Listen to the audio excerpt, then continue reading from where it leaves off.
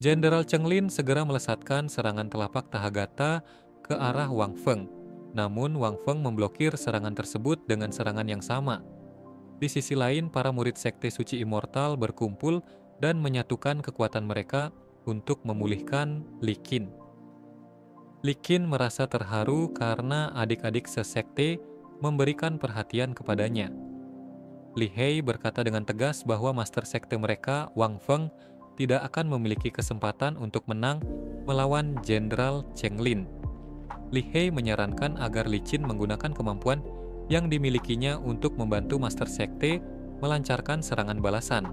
Namun, Li Qin merasa cemas dan keringat dingin karena harus menghadapi serangan musuh lagi. Elder Shimen memberi pandangan berbeda, mengatakan bahwa meskipun mereka menghadapi lawan yang kuat, master sekte mereka memiliki sesuatu yang tak terduga. Kembali ke pertempuran, Wang Feng berhasil memberikan tekanan hebat, menghancurkan telapak Tahagata milik Jenderal Cheng Lin. Jenderal Cheng Lin terkejut karena ia merasa tingkat kultivasinya lebih tinggi dan seharusnya Wang Feng tidak mampu melawan. Wang Feng menjelaskan bahwa meskipun Jenderal Cheng Lin bisa meniru teknik Tahagata miliknya, ada beberapa hal yang tidak bisa ditiru oleh Jenderal Cheng Lin. Salah satunya adalah kunang-kunang Netherworld yang memiliki kekuatan sangat besar. Jenderal Cheng Lin tidak tahu tentang hewan itu, namun ia tetap tak menyerah. Ia mengeluarkan tongkat misterius berwarna merah dan Wang Feng menyuruh wanita yang bersamanya untuk menjauh.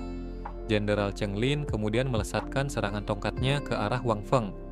Wang Feng berusaha menangkisnya dengan telapak Tahagata, namun serangan Jenderal Cheng Lin jauh lebih kuat, sehingga telapak Tahagata milik Wang Feng hancur berkeping-keping. Serangan kedua dari Jenderal Cheng Lin juga berhasil mengenai Wang Feng.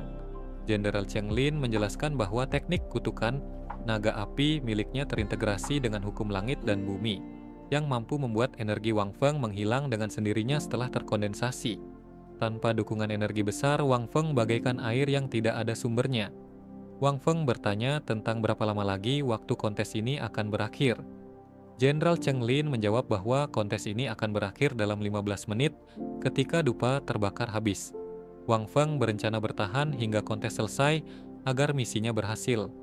Misi tersebut adalah untuk memimpin semua murid Sekte Suci Immortal berpartisipasi dalam kontes penyegelan iblis dan mendapatkan peringkat teratas. Sekarang, murid-muridnya sudah menempati urutan teratas, dan Wang Feng hanya perlu bertahan hingga kontes selesai untuk mendapatkan hadiah kekuatan dari sistem yang akan membantunya membalikan keadaan melawan Jenderal Cheng Lin. Kembali ke pertempuran, Jenderal Cheng Lin melancarkan serangan ketiga ke arah Wang Feng. Namun, tiba-tiba Li Qin muncul di depan Wang Feng dan memblokir serangan itu, meski ia terluka dan terjatuh tepat di depan Wang Feng. Li Qin berkata bahwa hanya dirinya yang paling mampu memblokir serangan musuh. Sementara itu, Jenderal Cheng Lin kembali melancarkan serangan. Wang Feng berusaha memblokirnya dengan meluncurkan kunang-kunang Netherworld, tetapi serangan Jenderal Cheng Lin ternyata lebih kuat, dan serangannya terus melesat ke arah Wang Feng. Tiba-tiba Fei Wu datang untuk membantu memblokir serangan tersebut. Namun akibatnya Fei Wu terhempas dan jatuh tidak sadarkan diri. Li Tianxin mencoba membantu dengan eliksirnya, tetapi ternyata eliksir itu tidak mampu menyembuhkan Fei Wu. Wang Feng pun mencoba menggunakan poin sekte untuk menyembuhkan Fei Wu. Namun itu gagal karena poin yang dimiliki sudah habis. Mu Qing yang turut hadir mengatakan bahwa Fei Wu akan baik-baik saja. Tak lama setelah itu sesuatu muncul dari dalam tubuh Fei Wu. Mereka menyebutnya sebagai harta rahasia dari keluarga Ling yang bernama Musim Semi Kuning Bianhua. Mu Qing menjelaskan bahwa harta ini terbangun karena Fei Wu berada dalam kondisi yang terancam. Ketika Fei Wu terluka, ia mengekstraksi energi misterius dari sekitarnya untuk menyembuhkan diri. Semakin parah kondisinya, semakin besar energi yang mengalir masuk ke tubuhnya. Proses penyembuhan ini juga meningkatkan tingkat kultivasi Fei Wu dengan sangat pesat. Namun, Jenderal Cheng Lin memanfaatkan situasi ini untuk membuat kesepakatan dengan Wang Feng. Ia meminta Wang Feng menyerahkan harta rahasia yang dimiliki Fei Wu agar Sekte Suci Immortal bisa dibebaskan, yaitu dengan cara menghabisi Fei Wu sehingga harta itu bisa diambil secara alami. Jenderal Cheng Lin kemudian menghentakkan tongkatnya, menekan Wang Feng untuk mengorbankan satu orang demi keselamatan murid-muridnya yang lain. Fei Wu pun bangun dan menyatakan siap mengorbankan dirinya demi keselamatan sekte. Namun Wang Feng menolak dan bersikeras bahwa ia akan melindungi semua muridnya tanpa harus mengorbankan satu orang pun. Mu Qing yang hadir terlihat senang melihat sikap Wang Feng yang begitu teguh. Jenderal Cheng Lin merespon dengan mengatakan bahwa Wang Feng akan kalah kecuali ia memiliki tingkat kultivasi yang lebih tinggi untuk bisa mengatasi kutukan apinya. Dalam keadaan terdesak, Wang Feng mulai memaksakan diri dengan jurus Tahagata, mengumpulkan seluruh energi yang tersisa untuk satu pukulan terakhir. Namun, serangan tersebut tidak cukup untuk melukai Jenderal Cheng Lin. Wang Feng tersenyum dan mengatakan bahwa ia berhasil. Rupanya, pukulan itu adalah strategi untuk mempercepat pembakaran dupa yang menandakan berakhirnya kontes. Wang Feng berhasil menyelesaikan misinya, meskipun pertarungannya belum selesai. Jenderal Cheng Lin kebingungan, tidak mengerti bagaimana pembakaran dupa bisa berhubungan dengan pertarungan. Wang Feng kemudian menjelaskan bahwa itu ada hubungannya, tetapi ia tidak akan mengungkapkan rahasia sistemnya kepada semua orang. Setelah misi selesai, sistem memberikan hadiah berupa poin dan undian kepada Wang Feng. Tanpa membuang waktu, Wang Feng langsung menggunakan hadiah-hadiahnya untuk meningkatkan kultivasi para pengikutnya. Dalam hitungan detik, kekuatan Wang Feng meningkat sangat pesat, membebaskannya dari kutukan api Jenderal Cheng Lin. Jenderal Cheng Lin terkejut melihat kenaikan kekuatan Wang Feng yang begitu cepat. Begitu pula dengan gurunya Li Tianxin yang sangat membenci Wang Feng dan berharap ia akan lenyap. Wang Feng menyadari kebencian yang dimiliki oleh gurunya dan mendekatinya dengan berkata, "Kau adalah tetua dari Tianxin, kan? Jika kau sangat membenci dan ingin menghancurkan sekteku, kenapa kau mengandalkan orang lain? Kenapa kau tidak maju saja sendiri untuk menghadapiku?" Wanita itu terkejut, ketakutan, dan berbohong, mengatakan bahwa ia hanya bercanda dan tidak bisa melawan Wang Feng dengan kekuatannya yang sekarang. Namun, Wang Feng langsung melesatkan serangan ke kepala wanita tersebut, dan sekejap kemudian, wanita itu merasakan kekuatannya meningkat pesat hingga mencapai ranah ke-8. Dari sini, Wang Feng mengetahui niat asli wanita itu. Ia berencana bekerja sama dengan Jenderal Cheng Lin untuk menghancurkan Wang Feng. Namun, setelah menyerap terlalu banyak energi, tubuh wanita itu mengembang dan melayang ke udara, tidak mampu melepaskan energi yang telah diserap. Wang Feng sengaja mempercepat penyerapan energi, namun tidak mempercepat proses pelepasannya, yang membuat tubuh wanita itu meledak karena tidak mampu menahan energi yang menumpuk. Setelah itu, Wang Feng kembali fokus pada Jenderal Cheng Lin. Jenderal Cheng Lin melancarkan serangan, tetapi Wang Feng dengan mudah memblokirnya menggunakan sebuah kayu yang ia tendang. Dengan kekuatannya, yang kini berada di ranah puncak ke-8, Wang Feng jauh lebih kuat daripada Jenderal Cheng Lin yang masih berada di pertengahan ranah ke-8. Wang Feng kemudian menantang Jenderal Cheng untuk melawan muridnya. Jenderal Cheng Lin percaya diri bisa mengalahkan murid Wang Feng, setuju untuk bertarung melawan mereka.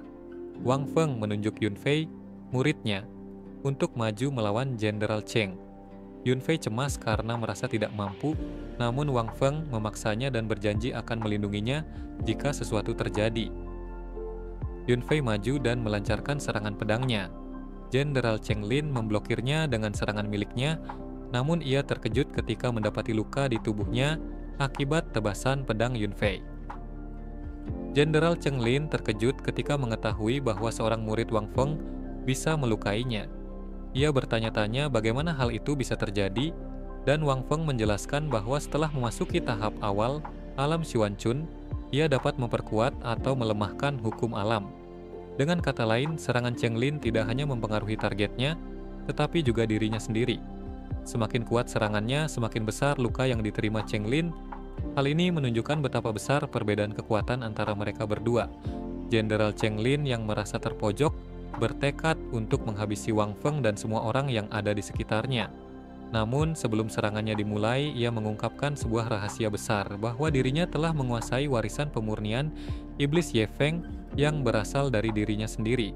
Murid Wang Feng, Wu Nian, langsung teringat akan kejadian sebelumnya ketika mereka menghadapi kekuatan iblis dalam kompetisi. Cheng Lin menjelaskan bahwa selama ini ia telah menyegel energi iblisnya ke dalam kartu penyegelan iblis yang menyembunyikan aura iblis dari tubuhnya. Namun, untuk meningkatkan kekuatannya, Cheng Lin memutuskan untuk menyerap energi iblis dari kartu penyegelan tersebut. Hal ini menyebabkan ledakan energi yang sangat besar yang dapat dilihat oleh orang-orang di kejauhan. Melihat ledakan itu, Wang Feng merasa terkejut dan bingung. Ia bertanya-tanya mengapa penjahat di dunia ini selalu memiliki cara untuk meningkatkan kekuatan mereka dengan cepat. Orang-orang di sekitar pun terkejut menyadari bahwa Cheng Lin adalah pemurni iblis. Pak Tua Chin yang berada di dekat mereka menjelaskan bahwa Cheng Lin sekarang telah dirasuki oleh iblis dan ia akan melawan siapa saja yang mencoba melawannya. Semua orang yang mengetahui hal ini, menurut Pak Tua Chin, harus melarikan diri sejauh mungkin agar tidak terlibat dalam pertarungan yang semakin berbahaya ini. Namun Cheng Lin tidak membiarkan orang-orang yang mencoba kabur. Ia mulai menyerang mereka yang ingin melarikan diri dan menghabisi mereka tanpa ragu. Yun Fei, salah satu murid Wang Feng, bertanya mengapa orang-orang kuat yang berusaha melarikan diri justru tertarik untuk kembali dan kemudian terkena serangan pedang dari Cheng Lin. Wang Feng menjelaskan bahwa Cheng Lin telah membalikkan beberapa hukum alam yang menunjukkan bahwa ia kini berada pada tahap akhir alam Xuan Chun, membuatnya jauh lebih berbahaya. Wang Feng tahu bahwa untuk menghadapinya, mereka harus segera bertarung. Ia melancarkan serangan pertama, sebuah serangan hukum alam yang bertujuan menambah berat tubuh Cheng Lin, membuatnya lebih sulit untuk bergerak. Namun Cheng Lin tidak tinggal diam. Ia menggunakan kekuatan untuk membalikkan hukum alam dan serangan Wang Feng menjadi kurang efektif. Di sisi lain, Li Qin mencoba menenangkan Li Hei yang terlihat panik melihat langit mulai berubah. Li Qin menjelaskan bahwa langit tidak akan runtuh dan yang mereka lihat hanyalah kumpulan awan gelap yang akan jatuh tanpa mengancam nyawa manusia. Namun, kenyataannya sangat berbeda. Awan gelap tersebut mulai menghancurkan segala sesuatu di sekitarnya, termasuk bangunan-bangunan tinggi. Para elder dari Sekte Suci Immortal dan Iblis Xuanxia segera bergerak untuk menghentikan serangan tersebut. Wang Feng juga berusaha menahan serangan awan gelap itu dengan jurus Tahagata, namun serangan Cheng Lin yang semakin kuat membuat Tahagata miliknya mulai retak. Tidak hanya itu, bahkan para elder Sekte Suci Immortal yang berusaha menghentikan awan gelap juga mengalami luka dalam yang sangat parah. Wang Feng terkejut bahwa para eldernya bisa terluka begitu mudahnya, dan dia menyadari bahwa situasi ini jauh lebih berbahaya dari yang ia perkirakan. Wang Feng merasa cemas karena situasi semakin memanas dan sektenya, Sekte Suci Immortal, tampaknya berada di ujung kehancuran. Namun, istrinya Mu Qing memberitahunya bahwa ia memiliki cara untuk mengalahkan Jenderal Cheng Lin. Mu Qing menjelaskan bahwa bunga dunia bawah milik Fei Wu dan kunang-kunang. Dunia bawah milik Wang Feng memiliki karakteristik yang mirip, keduanya berasal dari dunia bawah. Dengan memberikan bunga tersebut kepada Wang Feng yang memiliki kunang-kunang dunia bawah, maka tubuh yang paling menakutkan di dunia, yaitu tubuh Suanying dari dunia bawah, dapat terbentuk. Tubuh Suanying dikatakan bisa memberikan penguasaan atas kekuatan hidup dan mati, serta kemampuan untuk memerintah dunia bawah. Dengan kekuatan ini, tidak ada lawan yang bisa melawan Wang Feng. Namun, untuk mendapatkan bunga dunia bawah tersebut, Wang Feng harus mengorbankan Fei Wu, dan dia menolak melakukannya karena dia tidak ingin mengorbankan salah satu muridnya. Situasi semakin genting ketika Cheng Lin mulai menargetkan Fei Wu. Wang Feng menggunakan jurus perpindahan untuk menukar posisinya dengan Fei Wu dan bertanya kepada Cheng Lin mengapa dia menyerang Fei Wu secara tiba-tiba.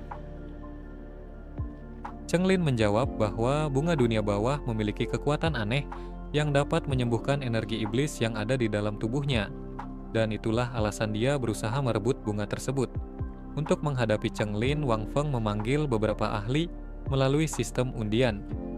Orang pertama yang muncul adalah Xiao Shi Yilang, seorang ahli dengan tingkat kultivasi di tahap akhir tingkat ke-7 dan memiliki jurus pamungkas seni pisau pemotong. Namun, meskipun ia menyerang Cheng Lin, perbedaan kekuatan di antara mereka terlalu besar dan serangannya tidak efektif. Orang kedua yang muncul adalah Biksu Wunian, yang nama aslinya adalah Zhen Guan. Dengan tingkat kultivasi di tahap puncak tingkat ke-7 dan jurus pamungkas 10 gaya manik tanpa kata, Zhen Guan melancarkan serangan, namun serangannya pun tidak mampu melukai Cheng Lin. Bahkan, Cheng Lin dengan mudah membalas dan mengalahkan Zhen Guan. Selanjutnya, orang ketiga yang dipanggil adalah Ding Feng, seorang ahli dengan gelar pedang iblis dan tingkat kultivasi di puncak tahap ketujuh. Jurus pamungkasnya adalah tebasan pedang dewa, dan serangannya cukup tajam hingga memotong tangan Cheng Lin. Namun, Cheng Lin dengan cepat menyambung tangannya kembali dan melancarkan serangan balasan yang hampir mengalahkan Ding Feng. Wang Feng kemudian memanggil dua ahli terakhir.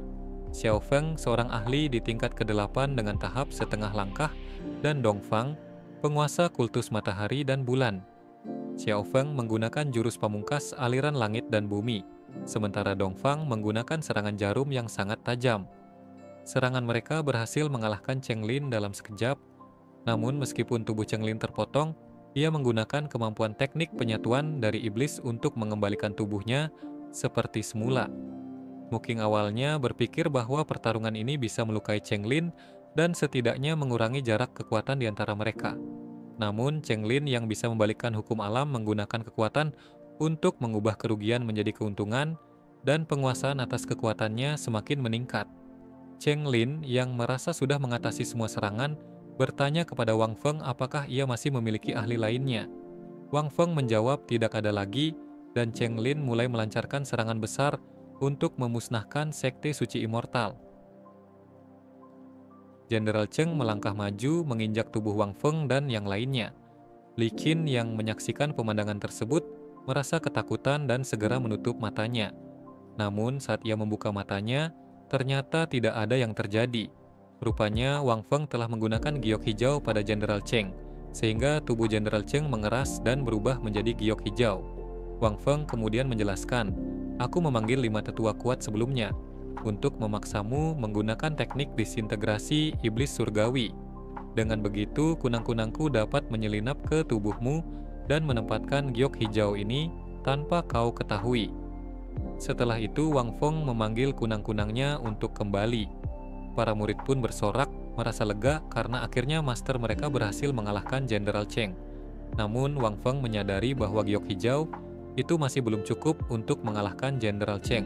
Perlahan retakan mulai muncul pada tubuh Jenderal Cheng. Menyadari hal ini, Wang Feng memutuskan untuk menggunakan pedang Tahagata yang berfungsi seperti lengan, laksana sebuah pedang, untuk menyerang Jenderal Cheng. Serangannya berhasil menghancurkan tubuh Jenderal Cheng menjadi 2 bagian. Namun Wang Feng terkejut saat menyadari bahwa tubuh Jenderal Cheng kini kosong dan sosoknya menghilang entah kemana. Tak lama kemudian, Jenderal Cheng muncul kembali dari bawah tanah dengan sangat cepat lalu menangkap Fei Wu dengan tangan besarnya. Fei Wu tewas seketika saat tubuhnya diremas oleh Jenderal Cheng. Setelah itu, sesuatu yang selama ini diincar oleh Jenderal Cheng muncul ke permukaan. Li Qin mendekati Wang Feng dan berkata, "Master, adik junior saya sebelumnya telah memberitahukan saya bahwa jika sesuatu terjadi padanya, saya harus mengambil bunga kuning dari dunia lain untuk diserahkan kepada Anda. Sekarang, sebagai kakak senior, saya harus menepati janji saya." Dengan kemampuan berpindah tempat, Li Qin menukar posisinya dengan bunga kuning tersebut. Wang Feng berusaha menghentikannya, namun sudah terlambat. Li Qin telah berhasil menukar tempatnya. Jenderal Cheng yang marah melampiaskan kemarahannya dengan cara menggeprek Li Qin. Namun, Li Qin meski tubuhnya kecil, masih mampu menahan serangan itu. Li Qin berkata, "Master, jangan sia-siakan pengorbanan Fei Wu." Istri Wang Feng, Mu Qing, pun menyarankan agar Wang Feng segera menggunakan bunga kuning itu. Karena itulah satu-satunya cara agar ia mendapatkan tubuh yang lebih kuat untuk mengalahkan Jenderal Cheng. Dengan cepat, Wang Feng menggunakan bunga kuning tersebut dan kekuatannya meningkat drastis. Tanpa basa-basi, ia langsung melancarkan serangan, menciptakan cahaya kuning yang membentuk tangan raksasa untuk menghantam Jenderal Cheng. Serangan itu berhasil dan tubuh Jenderal Cheng terpisah menjadi beberapa bagian. Wang Feng menamai teknik ini sebagai kekuatan hidup dan mati. Iblis Xuanxia yang menyaksikan pertempuran terkejut dan berkata, "Inikah kekuatan tubuh Profound Science? Bahkan dengan satu serangan, dia bisa menghabisi seorang ahli di puncak Profound Venerable." Wang Feng membalas, "Jenderal Cheng belum mati." Jenderal Cheng yang telah hancur berkata, "Untungnya aku menggunakan kekuatan hukum untuk membalikan hidup dan mati. Selama aku memiliki kekuatan di puncak ranah Profound Venerable, kamu tidak akan bisa mengalahkanku." Wang Feng menjawab, Jika begitu, aku akan menghilangkan kekuatanmu sekarang. Tiba-tiba tubuh Jenderal Cheng terbagi menjadi 5 kloningan, hasil dari kekuatan hidup dan mati yang digunakan oleh Wang Feng untuk mengubah satu Jenderal Cheng menjadi 5. Jenderal Cheng pun tertawa dan berkata, "Satu diriku saja tidak bisa kau kalahkan, apalagi 5 diriku." Namun, Wang Feng kembali melancarkan serangan dan berkata, 5 Cheng Li pun bisa dihabisi. Ternyata Jenderal Cheng yang sudah terluka tidak mampu mengembalikan tangannya yang hancur. Ini terjadi karena ia sudah tidak bisa menggunakan kekuatannya kembali. Wang Feng menjelaskan, kekuatanmu kini terbagi 5 sehingga tingkat kekuatanmu menurun. Itulah mengapa kau tidak bisa menggunakan kekuatan hukum untuk membalikan hidup dan mati. Dengan kata lain, Cheng Li tidak akan bisa bangkit dari kematian. Setelah itu, Wang Feng mengubah kunang-kunangnya menjadi banyak dan memerintahkan mereka untuk melancarkan serangan serentak ke arah Cheng Li. Serangan-serangan itu pun berhasil menghancurkan 5 cloning Cheng Li sekaligus hingga tak tersisa. Singkatnya, pertempuran pun berakhir dengan kemenangan di pihak Wang Feng. Fei Wu yang sebelumnya dinyatakan tewas ternyata hidup kembali. Li Qin memberitahunya bahwa master mereka yang telah menghidupkannya kembali. Namun di sisi lain, Wang Feng merasa bersalah karena telah menyerap bunga kuning Netherworld yang merupakan harta paling berharga bagi keluarga Fei Wu. Wang Feng juga membangkitkan para pengawalnya yang sebelumnya tewas akibat serangan Cheng Li, termasuk Pak Tua Qin dan Zhu Qin. Ia beralasan bahwa ia membangkitkan mereka karena sebelumnya saat Wang Feng pergi, Pak Tua Qin berkata, "Aku tidak menyangka ada orang yang bisa mengalahkan Jenderal Cheng di Kekaisaran Yaori ini. Mungkin selain Kaisar Yaori, tidak ada yang berani membuat masalah dengan Sekte Suci Mortal." Latar berpindah ke istana Kekaisaran Yaori, di mana seorang pria dengan rambut panjang dan mata biru, yaitu Kaisar Yaori, memanggil semua menterinya untuk mendeklarasikan perang besar.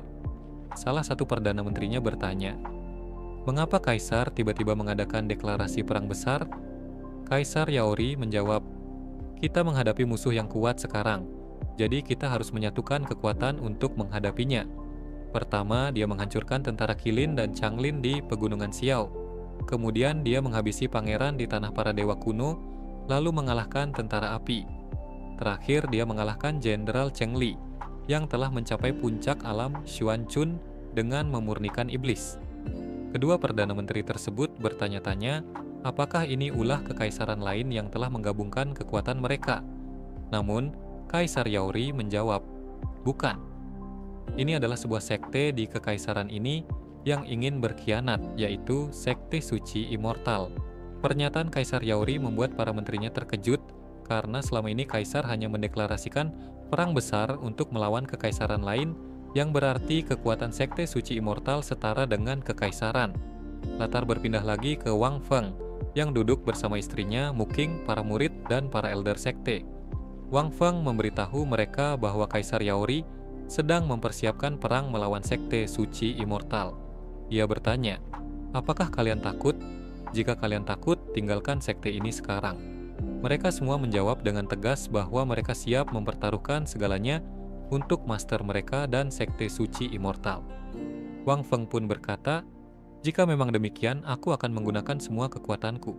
Selama kita memenangkan pertempuran ini, tidak ada yang akan berani membuat masalah dengan sekte kita lagi."